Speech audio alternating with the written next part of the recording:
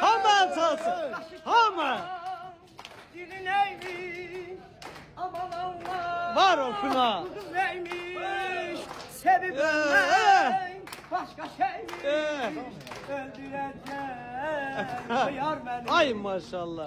Sevip ölmek başka şeymiş. Öldürecek o yar beni. O şehzaden bense sayin. Baktım aldım haymayın. O şehzaden bense sayin. Baktım aldım haymayın.